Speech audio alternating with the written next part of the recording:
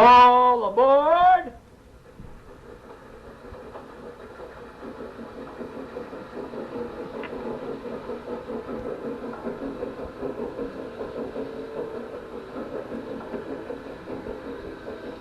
Next stop, Chicago Junction.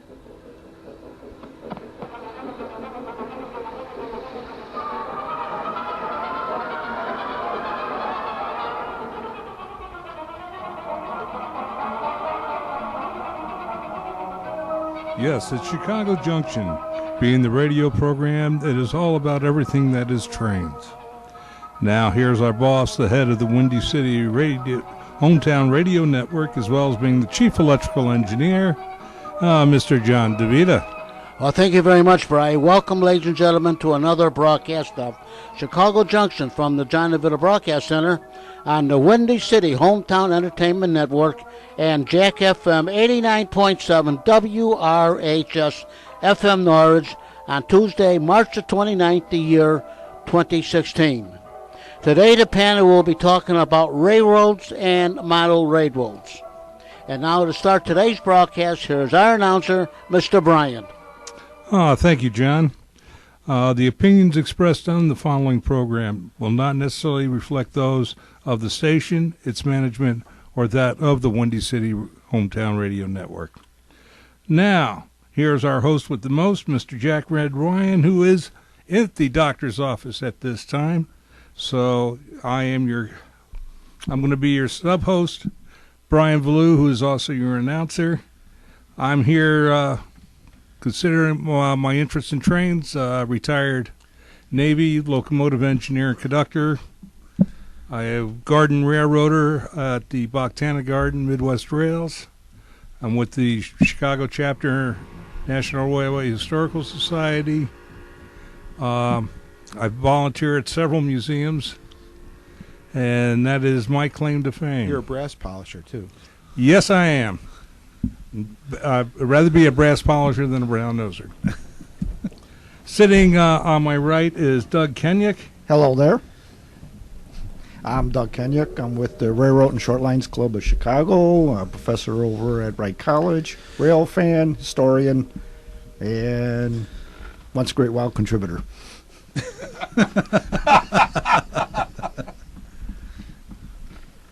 Good evening. I'm Kevin Berry.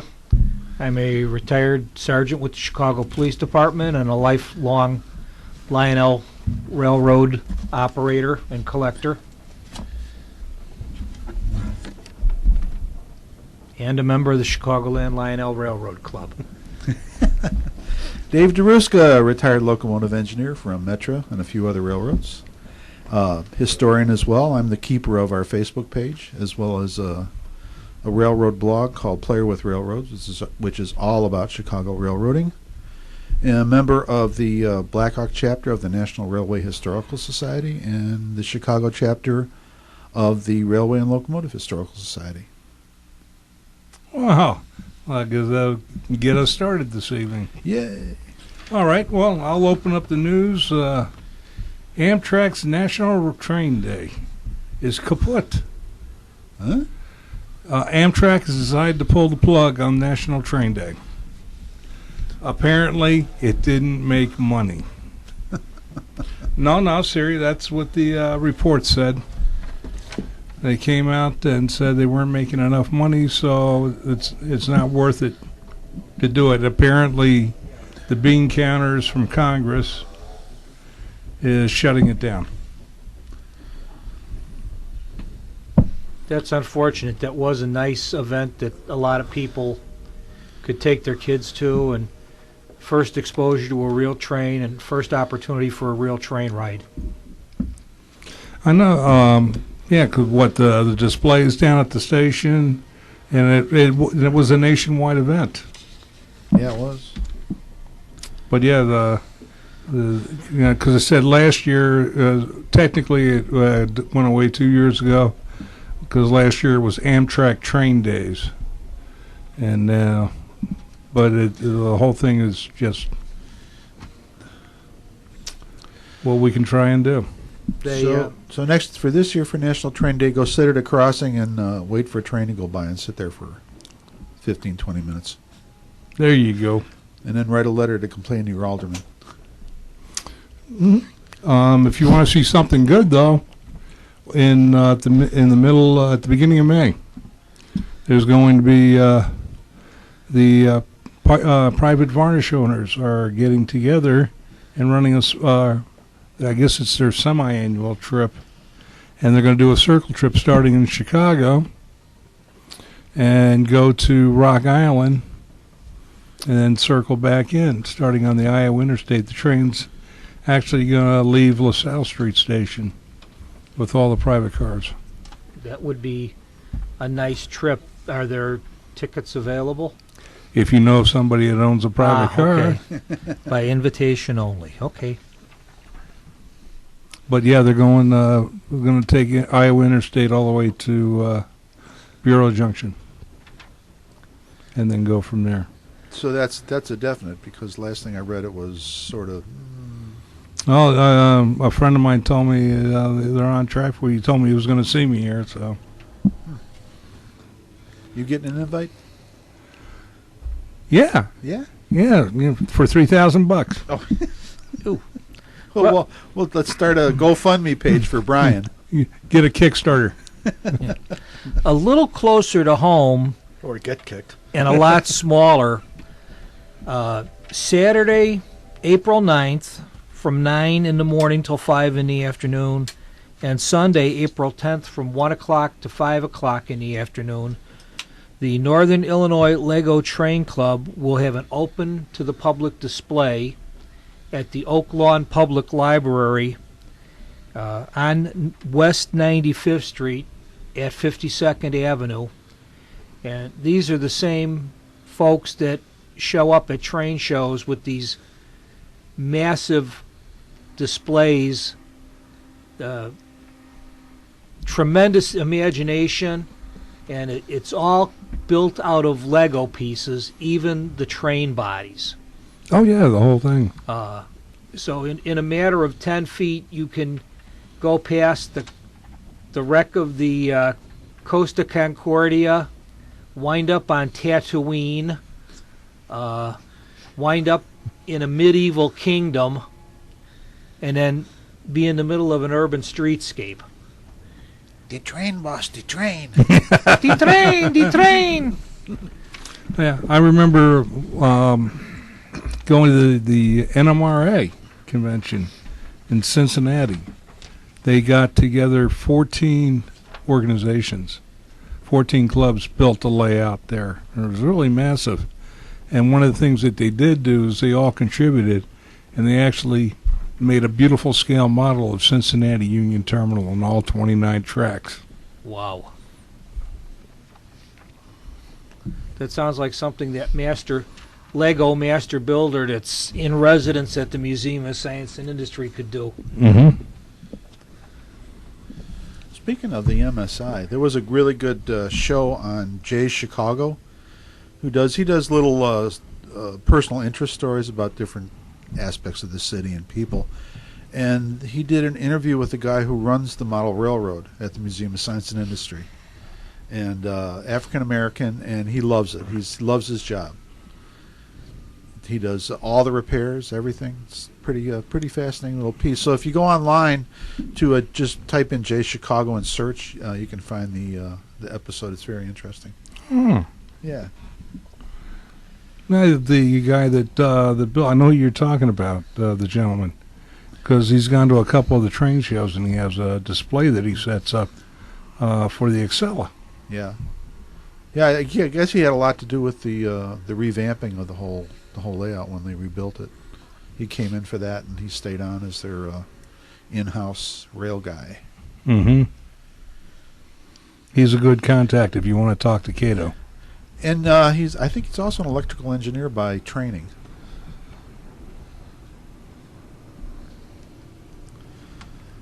I was given a couple of calendars from two of the local railroad museums, one from the Illinois Railway Museum and the other from the Fox River Trolley Museum, and there's some really interesting stuff coming up this summer. Some of it's a little bit out. starting with the Illinois Railway Museum, Saturday the 11th of June is Pullman Day, commemorating Chicago's Pullman Company by operating Pullman-built heritage pieces of equipment, and this is a brand new event. And for parents and grandparents, please take the marker out and circle August 13th and 14th and 20th and 21st for Day Out with Thomas. Those are They have those insanity out with Thomas. those are special events, and those tickets have to be purchased in advance. They will be available starting May 1st. And general admission passes are it's considered a special fair day. No passes will be honored for that event. And the Fox River Trolley Museum is having Rails to Victory on June 11th and 12th with military reenactors with World War II military encampment. And it should be interesting. And now I know where to take my wife for our anniversary. The last one of those that I went to was actually in Indiana, but there was a USO show being put on. So there are a couple of little things going on. And the 4th of July, the Fox River Trolley Museum will celebrate their 50th anniversary. That's going to be a big event for them. And it says, ride our original 1966 fares, 50 cents for adults, 25 cents for kids, an Independence Day parade, plan a real bargain family events and cake.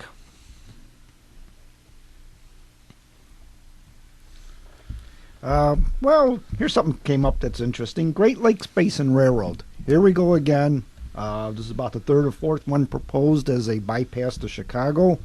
They're actually filed with the STB, unlike the other guys did, and they're holding hearings. And already the NIMBYs have come out and complained about it. Let me say, the trains are going to go 100 miles an hour with trash, right?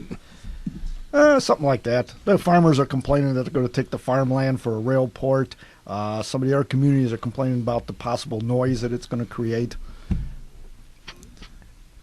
It's not even built yet, and they're already complaining about the noise.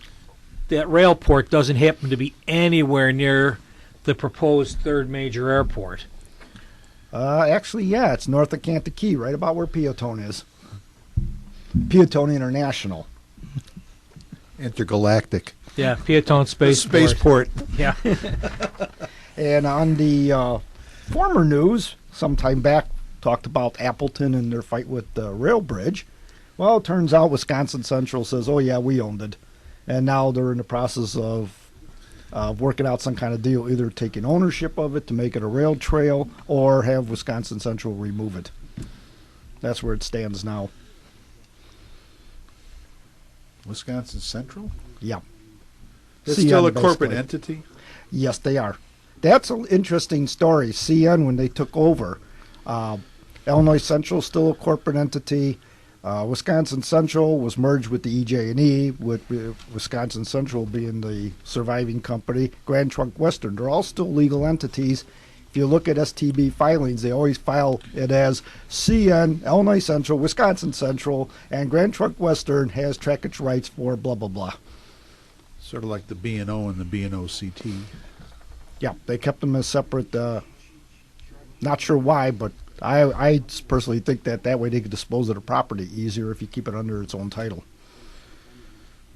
It sounds like the Reading Company found out that that's a separate entity. Yep. It still exists.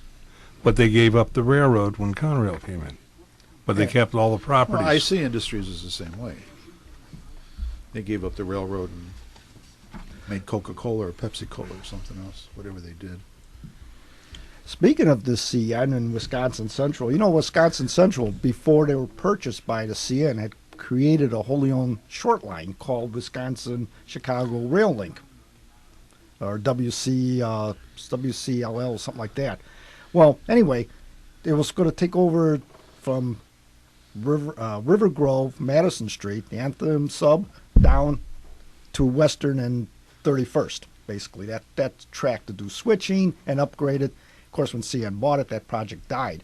Well, everybody thought the railroad was gone away, except now that railroad, Wisconsin-Chicago Link, just filed to abandon their track rights on CSX from 31st Street and Western up north. Yeah, the old Altenheim. Yeah. Called the Altenheim sub. Altenheim sub, yeah.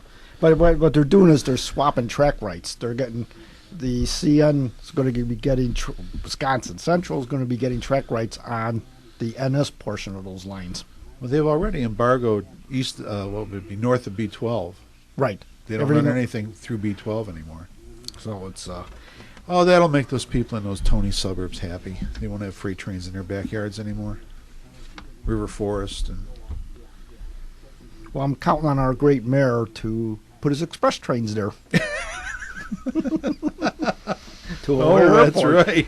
Yeah. Yeah, I guess the right of way and the bridges are in such decrepit condition that the cost of rehabbing that line was just astronomical. Yeah. But I used to run through. I worked for the Wisconsin Central and ran through there, and it was not the kind of track you want to run through late at night, especially if you got a air hose or. I had one conductor. We had to the dispatcher told us we had to shove through the crossovers, and he didn't want to go out there by himself, so I had the student run the train and stood out there with him to make him feel safe. I didn't think we were any safer, the two of us, but. So the locals they came out, but they weren't exactly rail fans. No, they weren't. Well, they had one train out there. They managed to pull the bottom of a coal hopper open, and it dumped coal, derailed the train. The coal was still out there years and years later. It's ballast. Yeah, it's ballast, right.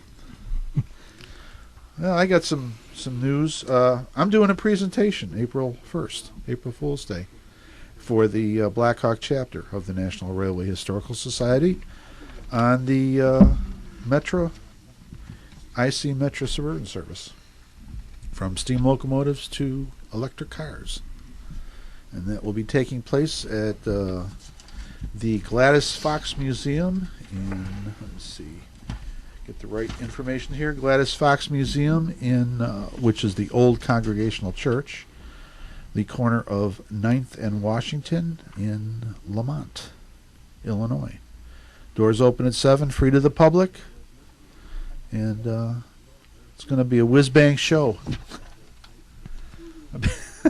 I spent the last 2 weeks doing a PowerPoint presentation, so I've been having a good time getting reacquainted with PowerPoint.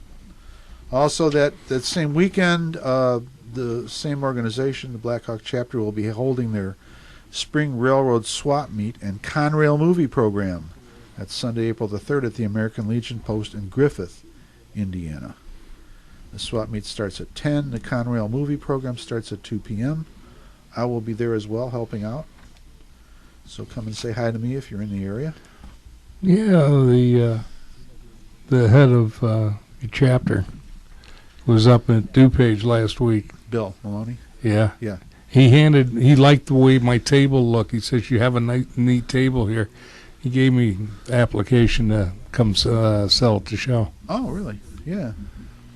Yeah, it's a nice little event. I went there last when was it? February? Yeah, in February. And it's the sellers sell there. It's one of those things where, you know, everybody that was there was happy. It wasn't an unhappy person. And also coming up very soon, let's see, what date is that? It's April 8th, 9th, and 11th is the Center for Railroad Photography and Art photo conference. And that will be taking place in Lake Forest, Illinois at Lake Forest College. I will be there. And we'll come back next month with a report. It's always a great event if you like rail photography and you like to meet other people who like rail photography. Every year it's a growing, a big conference. It gets bigger every year. Yeah, well, I noticed since we both got our mail today, Yeah. and got our Railfan magazines. Right. Did you? They have that creative photography Right. one Right. contest. Yeah, they have a photo contest where I think, what was it this year? Every year it's a theme. I said this year the theme was be creative.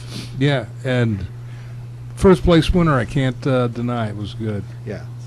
Matthew Malkowicz. And yeah, it's great. They also this year they're going to have a bring the best of your own pictures on disc or on thumb drive, and they're going to put together a show from attendees of the rail photos. So it should be a lot of fun. They don't have the price here. It was getting filled up pretty fast, but it includes a meal, afternoon meal, and they have a reception later on in the evening with free wine and little hors d'oeuvres. And Well, I missed the one, I guess it was last year or the year before. You had the German photographer. yeah, right. And I saw his book, his fascinating photographs. Not only is he a photographer, but he's a boogie-woogie piano player. Oh, yeah. And he entertained the crowd, I guess. I'll be there for the Saturday event because I can't afford to do the whole weekend. But it's like I said, Saturday is the big thing. Friday is the dinner, and then Sunday they have workshops, different types of photography workshops. So it's an annual event. If you can't make it this year, make it next year. Center for Railroad Photography and Art on the web. You're all familiar with the Metro in Washington, D.C. having to do their emergency shutdown last week. No. And there was an article that popped up in the Red Eye, that prestigious daily here in Chicago.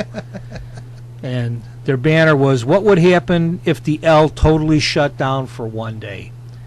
And 2 columns, top to bottom, and the overall opinion was Chicago would grind to an absolute screeching stop, that the buses could not and would not be sufficient to keep Chicago operating, that nothing would occur in the loop and no one would be able to get to the airport.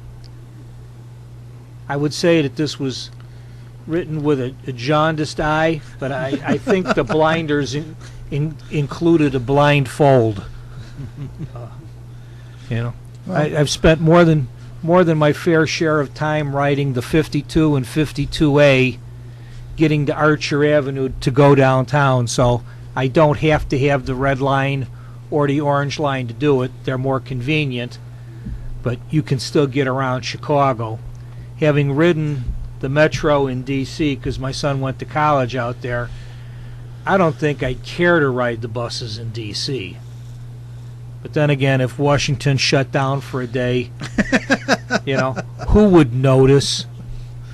The country would run a lot better. The politicians sure wouldn't get any more work done. Well, that's just it. They wouldn't have any news for the night.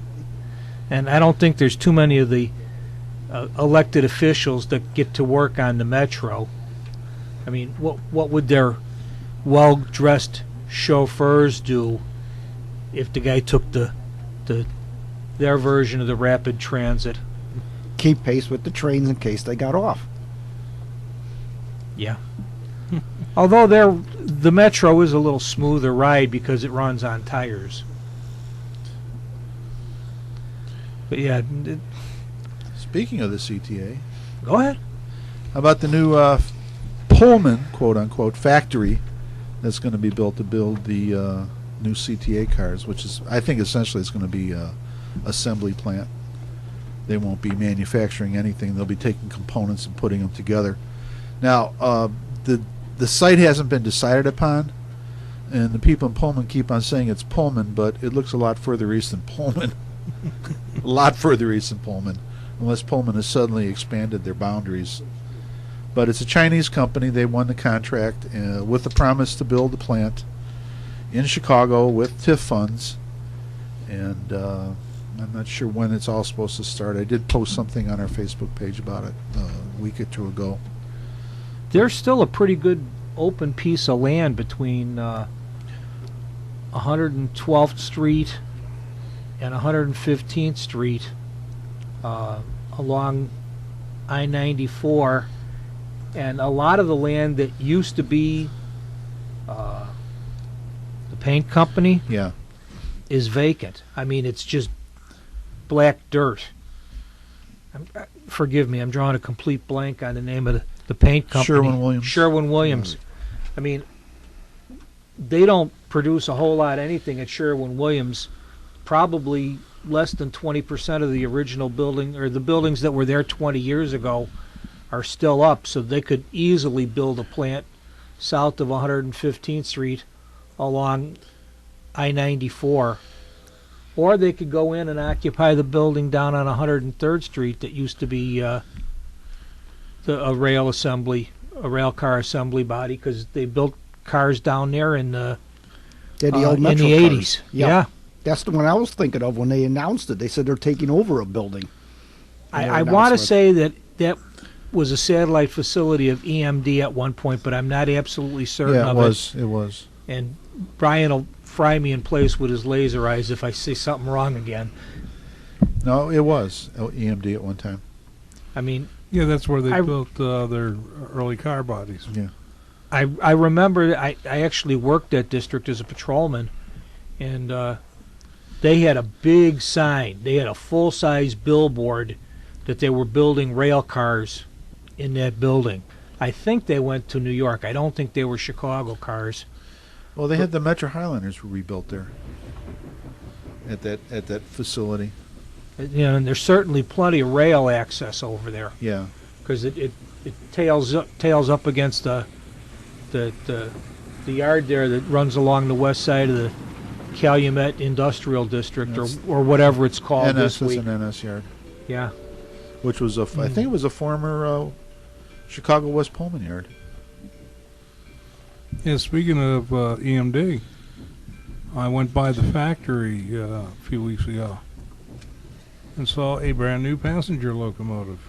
I identified it as such because it was in Trains magazine. But the Muncie plant set up a brand new passenger locomotive that EMD built for Metrolink in a whole new paint scheme, and it's 125 or so. Das is it. Yeah, it's in the newest issue of Rail Fan and Railroad. Yeah, but because they still do testing of the motors and everything, Right.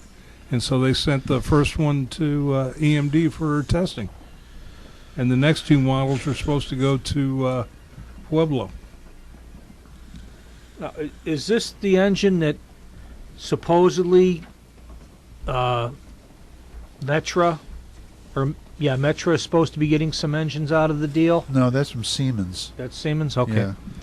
Yeah, EMD had bid on the contract along with Siemens, and then were very upset when they didn't get the contract, and I think they were talking about a lawsuit or something. Who, Siemens? No, EMD, because they said Siemens, the specs that Metro had put out, Siemens did not meet the specifications, and that those locomotives would not be able to do what Metro had expected them to do, but that kind of went by the wayside. Yeah, according to Mr. Maloney, who does the Spike and Tie, the Black Hawk chapter newsletter, Nippon Shiro is almost finished delivering the last of the new EMU cars, which will be delivered by May or June. They had the retirement for the last Highliner in February. IDOT announced, issued a notice to proceed Siemens USA design to build and deliver 32 high-performance diesel-electric passenger locomotives. Siemens has also completed production of 83 ACS 64 City Springer electric locomotives. So that's what's going on with Siemens. And then there's the Metro order, which is, I think it's in another newsletter here. Siemens wins order for 34 additional Charger locomotives from 3 states. Caltrans, IDOT, and Maryland MTA. No mention of Metro here. Are we near a break point? I was going to say, I think we're coming up on break time. yeah, so let's go wet our whistles while we hear from our sponsor. You are listening to Chicago Junction on Jack FM 89.7 WRHS FM Norwich and the Windy City Hometown Entertainment Network from the John DeVito Broadcast Center on Tuesday, March the 29th, the year 2016. And now, back to Chicago Junction and our panel. Oh, welcome back. Okay, there we go. Welcome back. In the Thursday, March 24th edition of the Red Eye, they snuck a train reference into the crossword puzzle. They threw in a little tidbit, 5 letters, higher berth, the answer being upper. About once a week they sneak something either calendar related or railroad related in just to see if they can screw people up with their responses. Just as a little side note.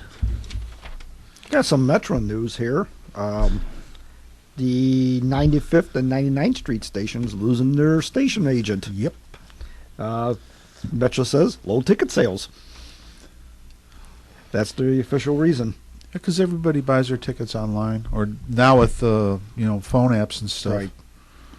So, and Yorkville's making noise, according to the Aurora Beacon News, where Yorkville wants Metro service extended to Yorkville, even though that county is not in the Metro District at the moment. Show me the money. Yeah, exactly. So they want it. Oswego's also saying, well, if you go to Yorkville, you might as well keep going and stop at Oswego.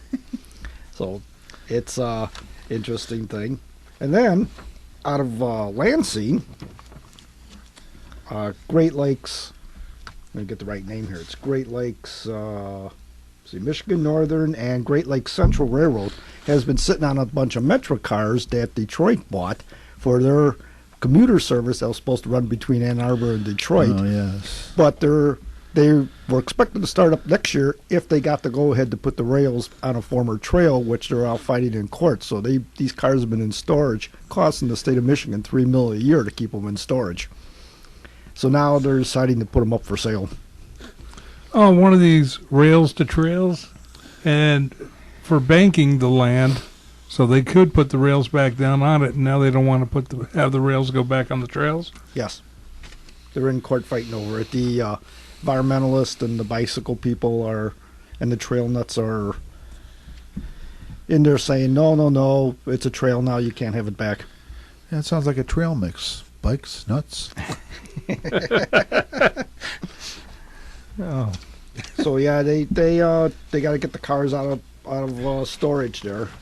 And finally, city of Peru is some restaurant was being torn down or something. There's some rail cars are actually being saved. So there were some passenger cars that were used as a restaurant, and they're going to be saved. It was called the Siding Restaurant, and That's a good thing. yep, that's a good thing. You Bri- can. Brian, what's that, is it a trolley bus you brought in? No, it's a streetcar. Streetcar? Yeah. Streetcar named Pat. Better than a streetcar named Desiree. No, it is a streetcar that the paint scheme on it is exact scheme that was on the car while in operation in Pittsburgh. It's the same as 100 cities had across the country when they had streetcars. The ones that were running in Chicago were called Green Hornets. But this is from the Presidential Council Conference. And this is the design of the car they wanted to make universal, so that way they wouldn't have too many different designs in the streetcars. But they did anyways. They had a lot of variations on the PCC. Oh, yeah, from Brill and from Pullman, they all made prototypes of it. And the cities varied the design, too. Yes. It looked One-man car, two-man car. And this is basically the general design, though there are variations to it. There was a variation made by St. Louis from the different manufacturers that had rows of windows on there like you saw on some of the buses, little skylines. And when they took all the cars out of service and they shipped them back to St. Louis, the cars were cut and the sides were used to make street cars or your CTA cars. Ah, right. It looks very much like the CTA trolley buses that ran down State Street that were part of the Archer service, and the Kedzie line north of 63rd Place. 'Cause I remember my mom taking us downtown see the Christmas windows, and it was a gas or a diesel bus on far south Kedzie on the 52A to 63rd Place, and then we got off and got on the trolley bus to Kedzie and Archer, and then caught the Archer bus, which was another trolley bus, and that took us all the way down to Marshall Fields so we could see the windows. Yeah, that was the big thing. Behavior, you don't get to go downtown and see the windows. Hey, quit playing with your trolley pole. Jealous? No, this is like the trolley buses did look like this also. I happened to bring the car in today specifically for one of our other members on the board, Mr. Small in there. The band leader. Our band leader, because of the fact I just wanted to let him know that I'm not a streetcar snob. Chicago did have the largest fleet of PCC cars. Yes, they did. That surprised me. I figured it would be something like New York. No, it was Chicago. Yeah, but didn't most of that order was made by CSL just before the CTA took them over? Yeah. So, Metro bans hoverboards on trains. You can't take your hoverboard on the train. They're citing safety concerns. Like them blowing up. That could be a problem. Metro has banned hoverboards on its trains due to concerns over potential fire hazards related to the self-balancing electronic scooters. Metro also has permanently allowed pets on all weekend trains. Whoa. I think there's a 35-pound or 40-pound weight limit on the pet unless it's a service animal. Only pets enclosed in protective carriers are allowed. Carriers will not be allowed to take up seats, obstruct pathways on trains or stations. Carriers must be small enough to be carried by a single person. Carriers must be small enough to fit in a passenger's lap or under the seat at all times. Metro reserves the right to remove passengers with pets that are noisy or disturb other customers. Owners will be responsible for the behavior of and cleanup of their pets. All right, the dog can stay, but you got to get off. Let's see. Yeah, they don't say anything about weight limits, but I would think that if it's a small enough carrier to hold on your lap, it would. I'm thinking, since you say as long as they're in carriers, Yeah. okay. How are they going to limit what they bring on? Well, they limit it by where they can go. Carriers must be small enough to fit in a passenger's lap or under the seat at all. Oh, I mean, in terms of what kind of pets you can Yeah, bring he wants on? to bring his Yes. chickens. He wants to bring his boa constrictor. No. Not a boa. No, I got a little garter snake. Rock python. No, you think of all the rats, guinea pigs, mice. Yeah, here's my service guinea pig. But they don't need a ticket. Seeing eye guinea pig. As long as they're in their container. So I can bring my turtle in a terrarium. Yes. There you go. Yeah, boy. Oh, Metro. 10 retired Metro Highlander cars were donated to the Texas Railroad Museum. They will be used as an immersion experience classrooms. I wonder if they're including passengers off the electric district as part of the immersion experience. If we're going to do it right. Yeah, right. Especially the nice eclectic version that goes down to South Chicago. My favorite line. I got to admit, it always was interesting. Yeah, never a dull moment. You couldn't fall asleep on that job, no matter how hard you tried. Well, speaking, My little trackmobile isn't nearly as neat as your street trolley. But it's the little itty bitty that can. Interesting little piece of background on the track. The Trackmobile is a hybrid vehicle that can either run on the rail or run on its big regular truck tires, and it's designed to shunt rail cars for companies that have sidings, but they don't either have enough stock moving in or out, or don't do it often enough that they actually need a diesel of their own. It came about in 1947. A Navy fighter pilot just home from the war who happened to be an engineer got whistled into his boss's office and said, "Hey, this is the problem. The industries that get stock in or move stock out in rail cars and have dead-end sidings, engines are getting trapped while the cars are being unloaded or loaded, and the engines are being out of service. We need to come up with something that can do the job." So it started out as a mule and as an ugly little bugger. Basically looked like an overgrown lawnmower. I've seen a picture of it. And in 1950, the first Trackmobile was put into service. The one that's sitting here in front of us is a Trackmobile 4850, and it's marked Magnum. It's actually a Hercules full cab model. They use a knuckle that uncouples from above, and the way that this little vehicle can pull the trains is that the coupler can be adjusted for height, and when it hooks into the cars, it actually steals, through some violation of the laws of physics, part of the weight of the vehicle that it's moving to add extra traction power to this little beast.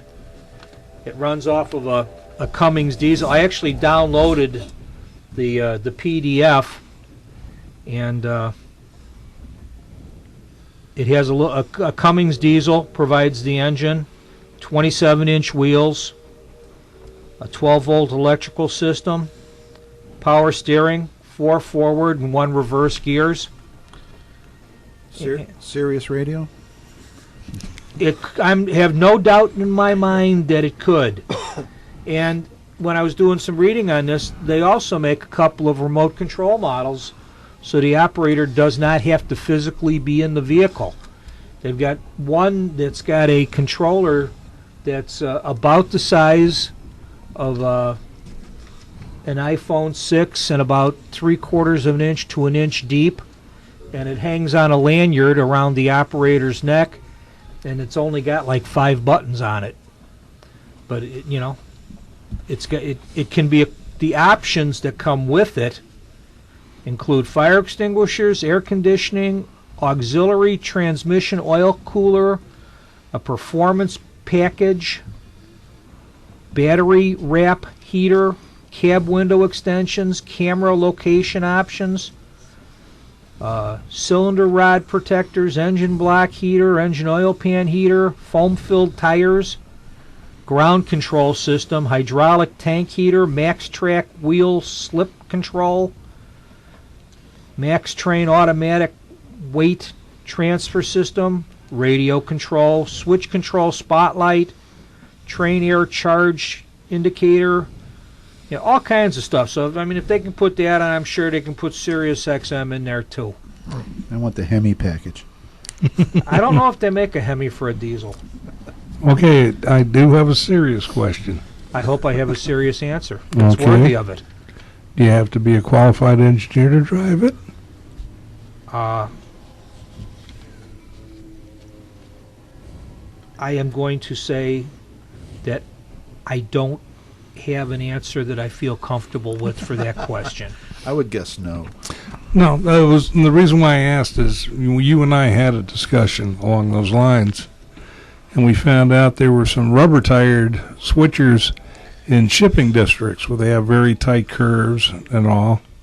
Pennsylvania Railroad was big on it, I was talking to you about. And I found out they actually had a 3-person crew with a conductor and 2 trainmen.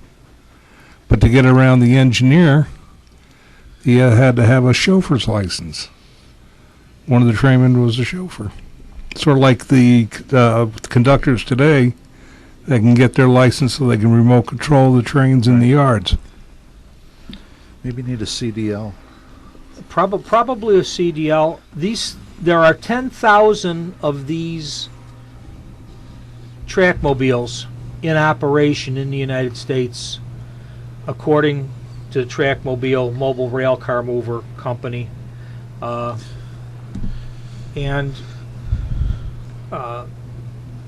can think of 4 places just off the top of my head that I've seen them: south of 95th Street and east of Stony Island Avenue. Well, east of Cottage Grove. But like you mentioned a couple of months back, all you need to incorporate as a rail transfer company is a trackmobile. Yeah. And It kind of reminds me of how the Class 1s got around the need for a train crew to operate their maintenance away cars and stuff. So they went out and they bought these oversized diesel trucks that don't require an engineer to operate. Anybody with a CDL from the track department can operate them, and they can hook 5 or 6 ballast cars up to them and drag them around. Rail cars. Metro uses their burro crane to haul stuff around, haul cars around. So they don't. All they require is a conductor, qualified conductor. That's it. Yeah. Because when we were also talking, it's the same with, look at all the high railers that go around on it. You got dump trucks, you got cranes, and usually they have some attachment device with them, so they'll carry a few trailers with them, or like you say, a flat car or 2. yeah, I saw one going up the going south east on the Canadian National tracks where they cross Kedzie Avenue at 94th Street, and it was a big overgrown 5-ton truck, and he was hauling a crane car. Didn't look like it was a self-propelled unit. Looked like it was just a trailer-mounted crane, and then he had 2 flat cars behind that. And he was just driving down the track. Yeah, Metro owns 2 of those, quote unquote, for emergency uses in case the power goes down and they have to haul hundreds of commuter cars. How are they going to do it with 2 trucks? I don't know, but yeah, and I remember, and then they said the only thing you need for them is have a CDL. right, and that's just for the person who brings the truck to and from the tracks. Once it's put on the tracks and the wheels are put down, they do require a qualified engineer to operate it if they're hauling rail equipment, if they're hauling loaded passenger cars. Yeah, like that, yeah. But as far Metro could easily take those and turn them into maintenance away vehicles to pull cars around, and they wouldn't require an engineer to operate them. Okay, I'm going to...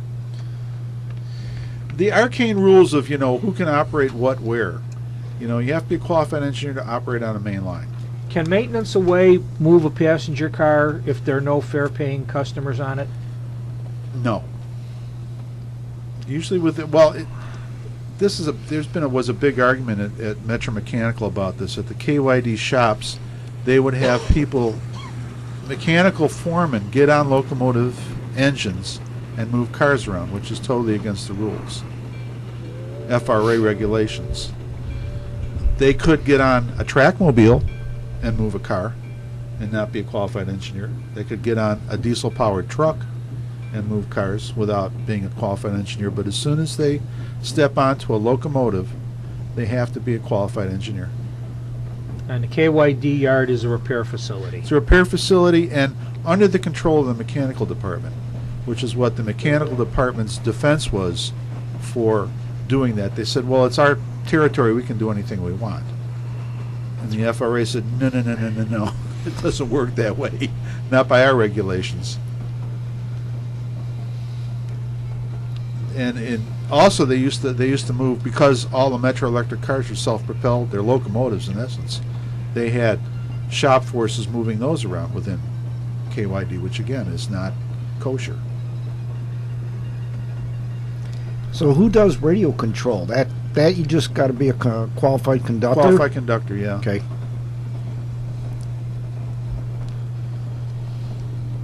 So there it is. Yep. Chicago Aldermen approve ordinance on Chicago Union Station. City Council's approved an ordinance that will help move Chicago Union Station into the next phase of upgrades.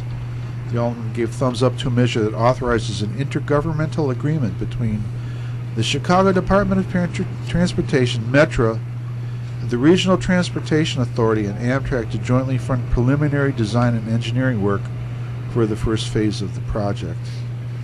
Mayor Rahm Emanuel said that it's all part of what he calls an ambitious plan to modernize Chicago Union Station. He said the city wants to tap the potential of the station and make it an anchor for economic development. Primary reason why he sold most of the land on the north side of it to private development. It's an economic engine for the people who pay into his campaign fund. You know, the people who, you know, that high rise they built Yeah. right next by Yeah. by Lake Street there, they're already complaining about the train noise. Move the train! Bus driver, move that bus. Boy, Oh, my. It's the same like the people that bought the condos along the St. Charles Airline. And the real estate people said, oh, well, the railroad's going to go away very soon. You know, and all of a sudden they've got trains pulling up and down, idling next to their condos, and they're complaining. You know, well, that railroad track was there long before your industrial building was turned into a condo, into loft space. Sorry. you know how they're doing the redesign on the interchange from the Kennedy to the Jane Addams? You know, where they're going through the Jane Byrne Memorial, Give Your Soul to Jesus. Friend of mine, his Spaghetti son, bowl. son and wife were looking for a condo, and they were all set to close on one. And I said, you know, they're rebuilding, they're shutting that ramp down, and they're going to put a new fly bridge in. And the realtor comes to him with the contract all ready to sign. And they said, what about this ramp? He says, oh, it's okay. It's going to be 18 inches outside the building. You won't even hear the cars. Needless to say, they bought someplace else. Well, considering the way this winter is winding down, well, we really didn't have a winter this year. Not a harsh one. Well, this week started the working out at the Chicago Botanic Garden, starting to clear away to rebuild the layout on the outside, and find out what track we need to replace. And except for today being crazy, decided to do one last gasp at snowing. So I hope your travels here were safe. Yeah, Well- went through about 5 different weather systems on the way here. That's about right. I'm afraid to call my daughter and see what she says up in Wisconsin. Oh, One of my wife's flower pots in the backyard had 2 inches of rain in it. So, and it wasn't close enough to the garage to get any runoff off the roof. So, and half of my yard looked like a water hazard. But this is the weather for the gardeners and the garden railroaders to start in, and it's going to be happening a lot more in the next couple of weeks. I understand Chicagoland is going to start their demolition at the end of May. No, it will. April 16th will be the last open house for the Chicagoland Lionel Railroad Club. Demolition will start Sunday the 17th of April. There will be no May open house. And the Boy Scout event, which is normally in June, It's has going to be May 14th. May 14th. And if there happen to be any scouts that are interested in that, they should contact our club president, Herb Coach, at 708-577-3156. But I would warn them that 95 of the 120 slots are already filled, so if they are thinking about doing it, they need to talk to their scoutmaster and move forward rapidly. But it's a great opportunity. I've done it since I became a member in 2004. Brian, you were doing it long before I joined the club. It's a well-spent day. It happens to have been the first merit badge that my son earned as a Boy Scout. He is now an Eagle Scout with a couple of palms. It's part of the transportation group of merit badges. I think it's a wonderful program. And, you know, you are either the entire team or part of the team that presents Operation Lifesaver, depending on whether the Canadian National is kind enough to lend us anyone. Well, what it is, they couldn't last year, and Herb has already told, he goes, yeah, we'd like you there. However, we're doing our best to get the Canadian National there because they got giveaway items, and you don't. Well, you know. It's nice to know to be needed. But, yeah, we've got that. Several museums getting ready for their opening days. Like I said, IRM's got a couple of events coming up. They're opening. The Heston Steam Museum will be opening its runs on Memorial Day weekend. They just finished putting the last tube in the Shea and got a nice tight boiler test. So she'll be steaming that weekend. Nothing like a tight boiler. Great. Oh yeah, gotta have that tight boiler. I don't Hey, I'll tell you what though, the Heston Steam Museum is a fun place. I don't want anybody shooting water at me at 90 psi. Thank you very much. Positive train control. We have 3 railroads that already told Congress that they won't meet the 2018 deadline. Yes, the Canadian National, CSX, and Norfolk and Southern have informed the Federal Railroad Administration that they won't meet the 2018 deadline. 4 commuter railroads, Sunrail in Florida, Metra in Chicago, Massachusetts, Bay Transportation Authority, and the Trinity Rail Express in Texas also will miss the 2018 deadline. Oh, isn't that interesting? And freight is down. Coal is down. Freight is down. A lot of the railroads are tying up units, laying people off. I learned a couple new phrases in the Railfan and Railroad. They call locomotives that are tied up. What's it called? Somebody fill in the blanks here. I'm trying to figure this out. They're out of service. Yeah, they're out of service. They got some neat acronyms for them. Oh, yeah. Lubo. Lubo and Lugo. Laid up bad order and laid up good order. Lubo and Lugo. They sound like a couple Italian brothers. Sounds like the old military Norm and Nors. Hey, we have to send out a hello to Jack Ryan.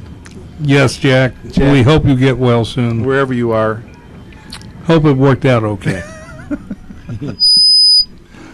So, coming to the end of a very fine broadcast. We're coming up to the bumping post. Oh, yes. Better put the brakes on. And no questionable jokes. That's what we Questionable? No. Well, we're always questionable. No, the jokes were not in questionable taste tonight. So, from Dave, Kevin, Doug, and Brian, we wish you all a pleasant evening. See you next month.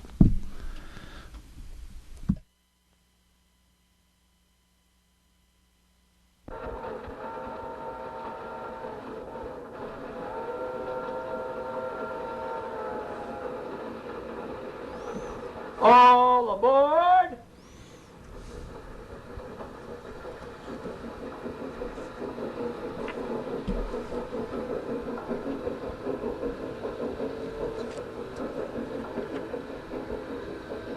Next stop, Chicago Junction.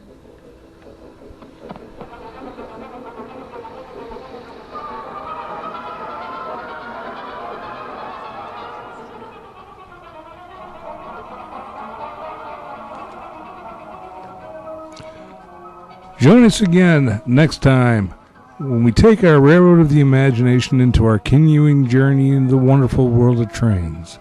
Chicago Junction is a production of the Windy City Hometown Radio Network and can be heard over this station as well as the WindyCityHometown.com, where recordings of all our broadcasts may be heard. Once again, all aboard. This is your announcer, Brian Valou, saying thank you for listening. Oh yeah, our conductor was portrayed by Charlie Johnson, a struggling young actor still in need of work. Give him a call.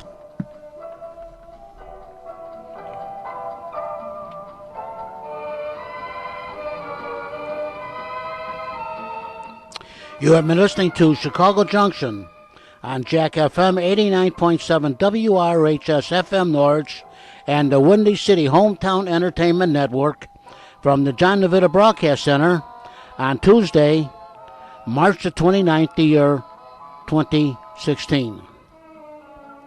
Chicago Junction was produced by Jack Ryan, directed by John DeVita. Our audio engineer tonight is Mr. James Rohde. And a special thanks to radio station manager Kevin Zefalik of WRHS FM Norwich and the executive producer of Windy City Hometown Entertainment Network is Mr. John Seconda. This broadcast was pre-recorded on Thursday, March the 24th, the year 2016. Until next time, please be safe and thanks for listening.